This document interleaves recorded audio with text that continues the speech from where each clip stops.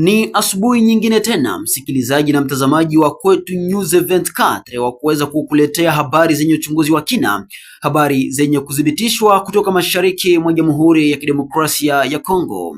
Hii ni Kwetu News 24 na hizi hapa habari zetu za asubuhi, nikikualika kunitegea sikio mwanzo hadi tamati ili ufaidi na kufahamu mengi kutoka kwenye uwanja wa vita, hususan mashariki mwa Jamhuri ya Kidemokrasia ya Kongo na kote ndani ya ulimwengu mzima. Ikiwa ndo kwanza unakuja kujiunga nasi, usikose kusubscribe channel yetu ya YouTube, usikose kututafuta kwenye Facebook ukiandika Kwetu News 24, usikose kusubscribe, kucomment na kushare, lakini pia kuweza kulike ili uendelee kutupongeza kwa kile ambacho tunaendelea kukuletea kila kuchako leo. Habari zetu hizi tutaanzia na habari hizi kutoka huko Rugezi kwenye milima ambayo ni mirefu ya tarafa la Fizi, ambako kumeshuhudiwa tena kwa mapigano makali siku tatu mfululizo yaliyohusisha wapiganaji wa Wazalendo pamoja na FARDC.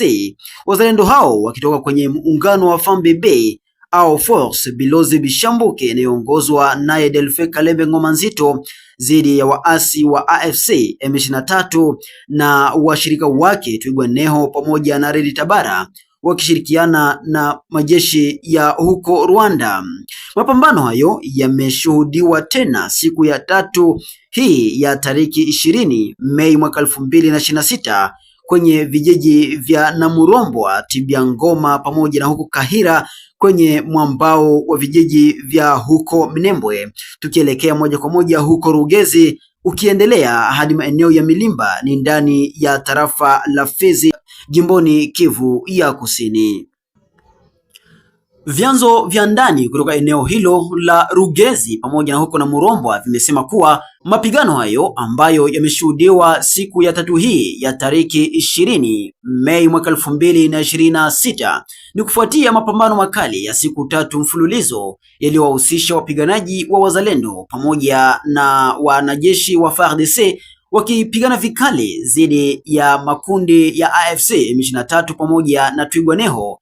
Ilikuwa ni katika muktadha ya kuweza kuwaondoa wanajeshi wa AFC M23 waliojikita kwenye maeneo ya Sabuni huko Rugezi yapata sasa takriban miezi 9 hivi wakiwa kwenye sehemu hiyo na kuweza kuyumbisha usalama wa raia kwenye maeneo hayo. Mapambano hayo yaliwanufaisha Wazalendo na kuweza kuwajengua moja kwa moja waasi wa AFC M23 kwenye maeneo ya Sabuni na Murombwa, Kahira na maeneo mengine na kuweza kuwapeleka moja kwa moja kwenye maeneo ya huko Minembwe, si mbali sana na Minembwe Center, ni kwenye takriban kilomita 3 kutoka Minembwe Center. Utakumbuka kuwa Wazalendo kutoka maeneo ya Kalingi pamoja na Kalonge wanazunguka maeneo ya Minembwe na kuweza kuonya raia wanapatikana maeneo hayo kuweza kujitenga na makundi yenye silaha ili kuweza kuwa na uhuru kabisa, maana siku si nyingi wanajeshi wa AFC M23 watashambuliwa vikali.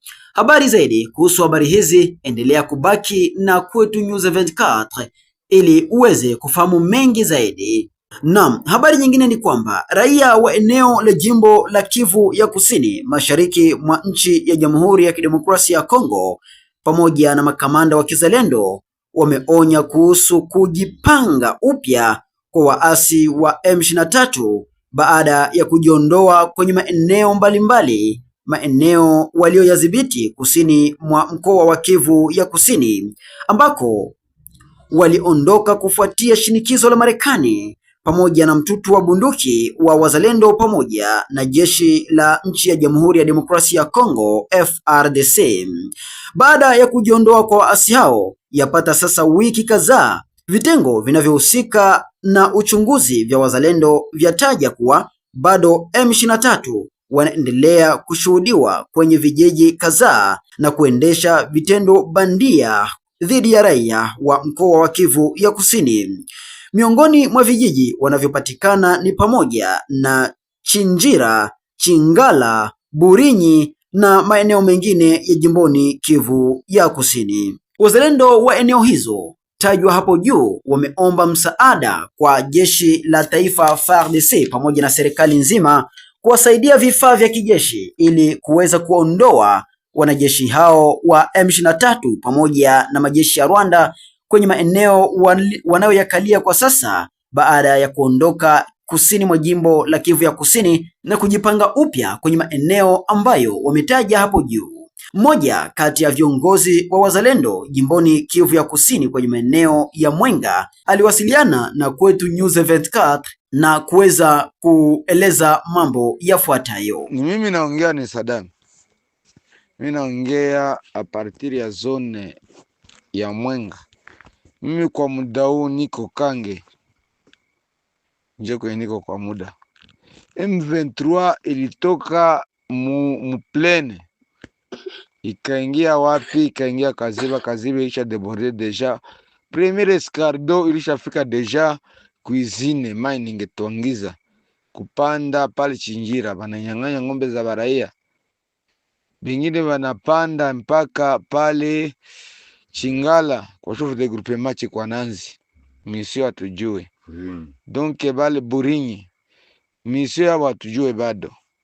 Sisi ni bazalendo ambao tunakawa milima ya Luhinja na tunaishi Luhinja pale ndani mining na tunaishi Burinyi mule ndani na tuko bien arme.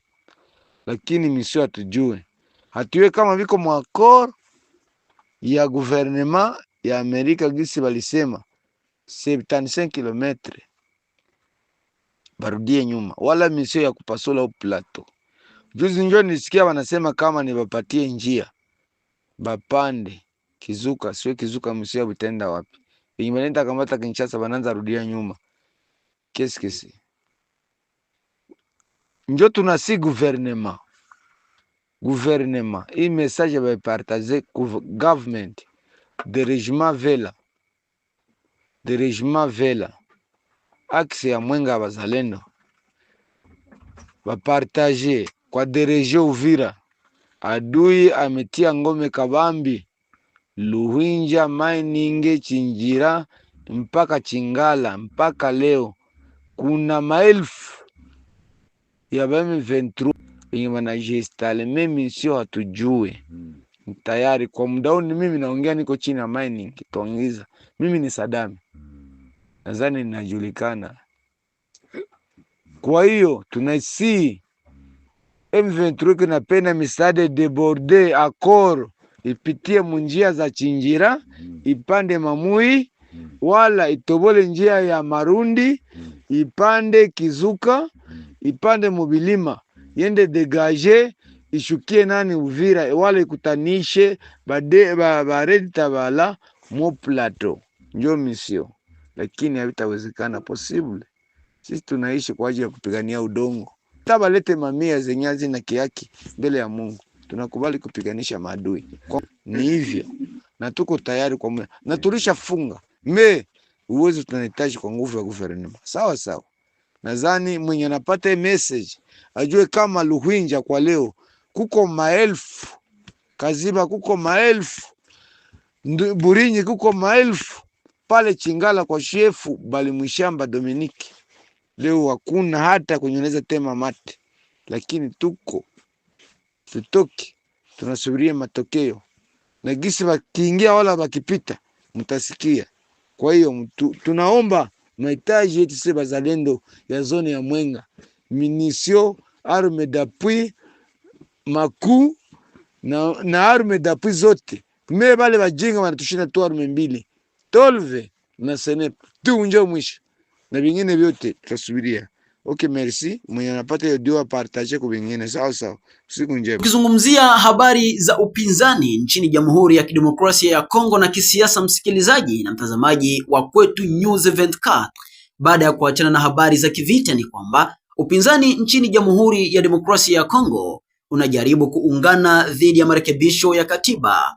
Mnamo Mei 6 mwaka 2026, wakati wa mkutano wa waandishi wa habari, Rais Felix Tshisekedi Chilombo alifungua mlango wa muhula wa 3 unaowezekana kufuatia kura ya maoni ya kikatiba.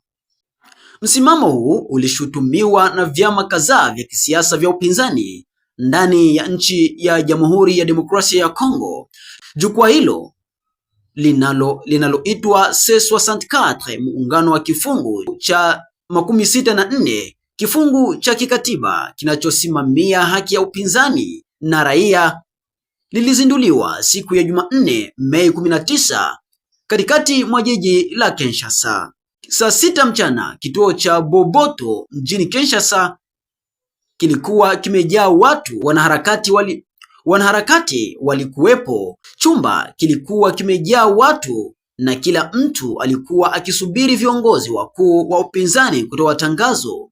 Jukwaa hilo lilijumuisha sehemu kubwa ya upinzani, mkiwemo Lamuka inayoongozwa na Martin Fayulu, muungano wa kushoto ukiongozwa na Jean-Marc Kabund, Ensemble pour la République ikiongozwa na Moise Katumbi, Envol ikiongozwa na Delis Senga na hatimaye LGD ikiongozwa naye Matata Mponyo.